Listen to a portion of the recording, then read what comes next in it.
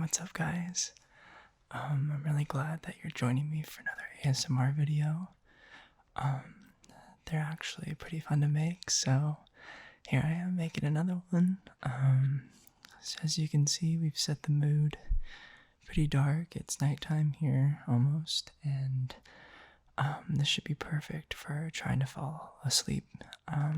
If that's what you want to do, or if it's the middle of the day and you just happen to want to relax and close the blinds and turn on the fan for a nap, that would be cool too.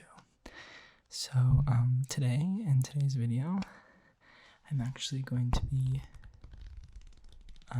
reading from a book that I really enjoy. I'm going to be going through the first chapter, and it's called Why is the Universe So Big? And it's kind of a cool book that helps you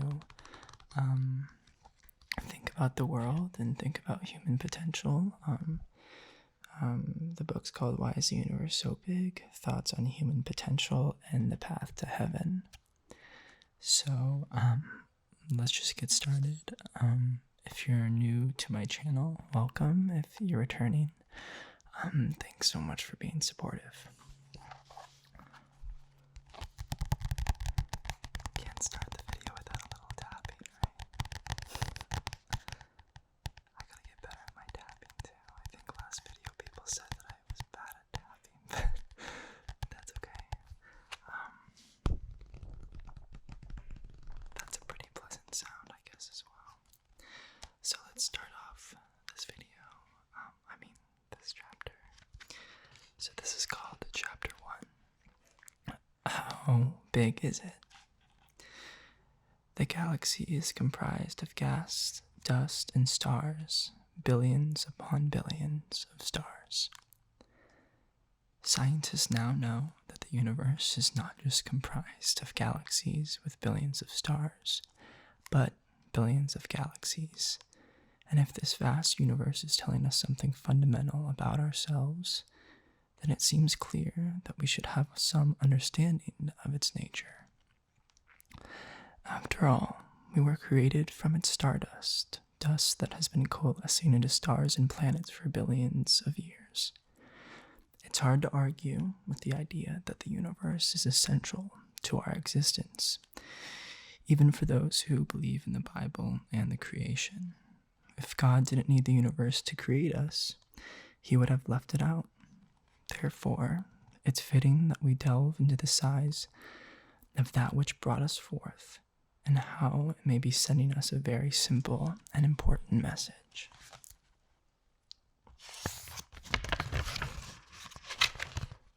Exaggerated page turn. It's ridiculous to refer to the universe as really big because this is a titanic understatement. There is no single word in the English language that comes close to conveying its size. Furthermore, describing the universe in terms of miles is not practical. This is because the distances become extremely large even before we reach nearby stars, let alone the outer reaches of our galaxy and beyond. This is why the light year was invented. A light year is not a time, it is a distance, precisely the distance that a beam of light travels in 1 year, which is a very long way. Light moves at 186,000 miles per second, which means it travels about 16 billion miles in a day, and almost 6 trillion miles in 1 year. So, the distance of 1 light year is about 6 trillion miles. If we could ride on a beam of light, it would take us about 2 hours to reach the edge of our solar system, the solar system being the neighborhood of planets, asteroids, and other celestial bodies orbiting our sun. Sorry, I can't read. Just kidding, I can. Okay. So we scream past Pluto in less than 2 hours, but this is where our incredibly fast beam of light begins to feel like a slow boat to China, and it becomes abundantly clear why we needed to invent the light year. This is because it will take another 4 years for us to reach the nearest star, Proxima Centauri. The last time it took 4 humans to travel somewhere was hundreds of years ago, so spending 4 years traveling anywhere seems way too long. And that's if we travel at light speed. Proxima Centauri cannot be seen with the naked eye. It is, however, next door to a star called Alpha Centauri, which is easy to see if you live in the southern hemisphere. Alpha Centauri is very near the Southern Cross, a constellation which is one of the highlights of the sky. I saw the Southern Cross and Alpha Centauri for the first time on a beautiful dinner cruise near Darwin, Australia. I found myself thinking that although it is very bright, it did not look any closer than the other stars in the sky, but I knew that the neighboring stars could be hundreds of times farther away. The 10 closest stars to us are all within 10 light years, and there are about 50 stars within 16 light years. So you might say that it's getting pretty crowded, but remember that 10 light years is 60 trillion miles. Space is definitely a lonely place, especially if you consider that these stars are spread out in 3 dimensions. Some are straight below or above us, and others are off to the side. When thinking in celestial terms, ideas like above or below can be confusing, but for the perspective our solar system's playing, above lies roughly in the direction of our North Pole. Rarely have science fiction movies captured this idea of moving up and down while depicting spaceship battles and shooting photon torpedoes or firing laser beams, but there is an interesting anecdote from the Apollo moon missions that relates to the 3-dimensional aspect of space. Apollo 8 was the first manned mission to leave the Earth and orbit the moon. Soon after heading off toward the moon, the astronauts looked back at the Earth and were having trouble identifying the continents, but then it hit them. Due to the orientation of the space capsule, they were looking at an upside-down Earth. Once you leave the perspective of a near-Earth orbit, there is no up and down, just all around.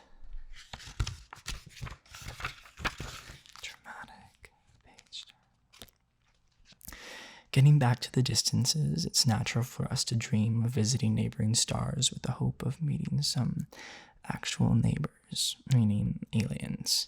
The trouble is that traversing even 4 light years would take prohibitively long if you consider how fast humans have traveled in space thus far.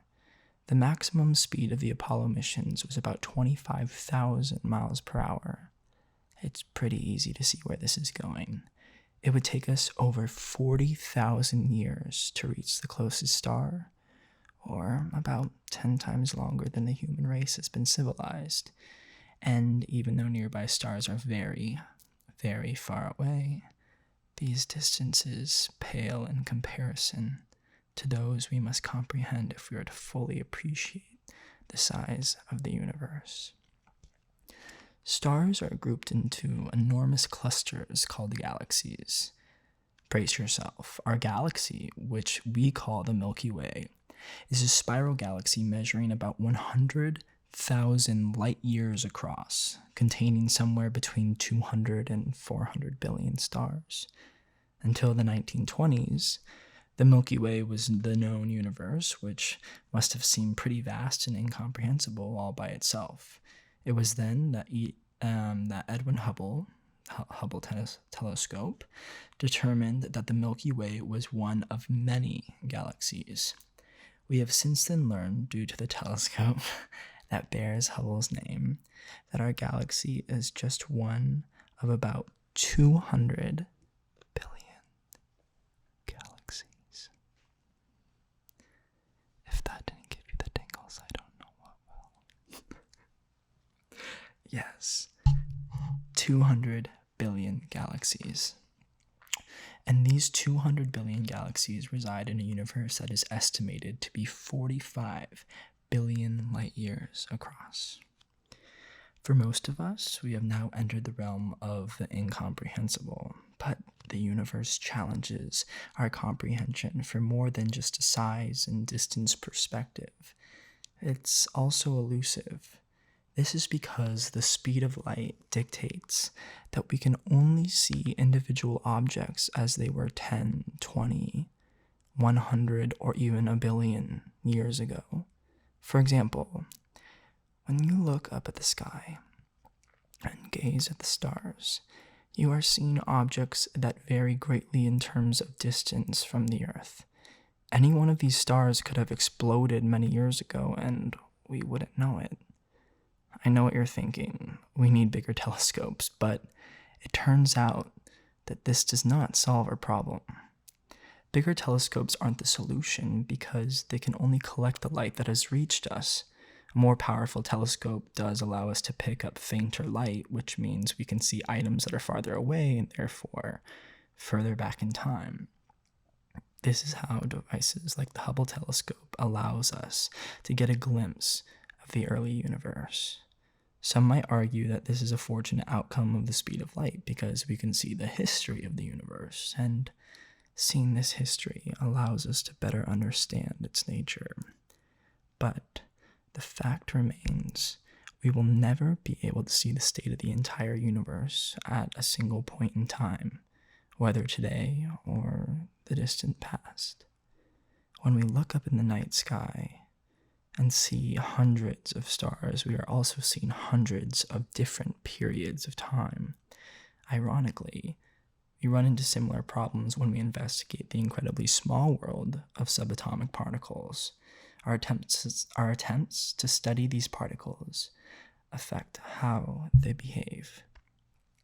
To a great degree, we can only talk about probabilities of what is happening to quarks and bosons, neutrinos, and other inhabitants of this very small world. So, it seems that exploring our vast and elusive universe is out of the question. Here is where Star Trek and Star Wars dramatic page turn. Fans enter the picture. The science fiction for years has been that we can jump to hyperspace and travel many times faster than the speed of light. Still, it's sobering to think that even if we could travel 100 times the speed of light, it would still take 1,000 years just to travel across the Milky Way, which is just one of billions of galaxies. But at least we could travel to the nearest stars in months or years. Should we be holding out hope that interstellar travel is possible? It is not an illogical hope. After all, our scientific and technical knowledge is rapidly advancing. 100 years ago, most people traveled by horse or buggy or trains powered by steam locomotives. A mere 50 years later, we walk on the moon. And today, an iPhone has much more computing power than the Apollo spacecraft. Given this progress in a relatively short period of time, it would be natural to believe that there is hope to reach the stars. But what if there is no hope? What if 20, 50, or 100 years from now, even with continuing advances in science and technology, we conclude that it's pretty much impossible? If forced to wager, most physicists today would bet that it is impossible. So, what will it be like when we are forced to cope with the psychological and spiritual implications of this limitation? Recently, NASA has been getting serious about plans for a manned mission to Mars. Interestingly, these plans expose a depressing reality. Mars is likely to end. I can't read. I really apologize. Recently, NASA has been getting serious about plans for a manned mission to Mars. Mars is likely the end of the line for manned missions in space. Jupiter is the next closest planet, and it is 10 times farther away from Earth than Mars. With today's technology, this translates into a 30-year trip. The human experience has to a great degree been defined by learning, moving, and expanding. Our freedom has only been restricted by our intellectual, technological, and political limitations. Over the last 100 years alone, we have proven that we can overcome daunting technological obstacles. The Apollo Moon program is just one example, but what happens when we realize we are hemmed in by unchangeable physical laws? What if we feel like 300 years from now? What will it feel like 300 years from now when we realize that we are still puny humans stuck in a solar system that is circling a run-of-the-mill star? It is very possible that we will have been colonized. I really wish I could read. I'm really sorry. What will it feel like 300 years from now when we realize that we are still puny humans stuck in a solar system that is circling a run-of-the-mill star? It is very possible that we will have colonized Mars, providing a little breathing room, but what then? Will we keep coming back to the salient question? Why did the Creator conjure up such an awe-inspiring panorama just to make it unreachable? Will we feel cheated? Will we feel even smaller and more insignificant than we feel today? Maybe. But we might also realize that there was always another perspective, a way that taps into the awesome potential of human consciousness. Maybe we will discover something that not only rivals, but outshines the allure of traveling to Alpha Centauri and beyond.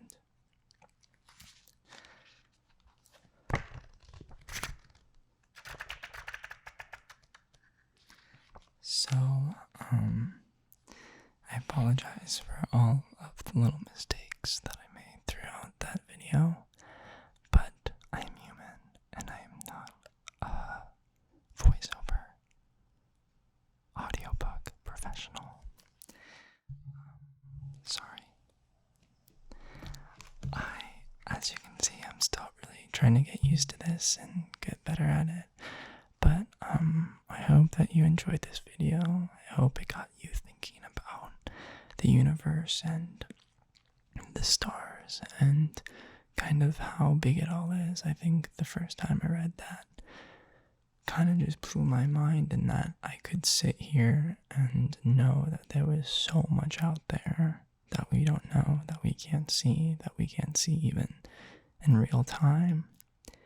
But I think that's what makes everything worth it a little bit, that although we're these small little things on this planet, we have a day, we have friends, we have family, we might have a job, we might not have a job, we might enjoy to do something, and we might not like to do another thing, and I think that's what's kind of beautiful about this whole thing, that we are human, and you are hopefully falling asleep by this point, and that you go to bed with peace knowing that your consciousness and it's the miracle of the universe. You know, a star doesn't know that it's alive.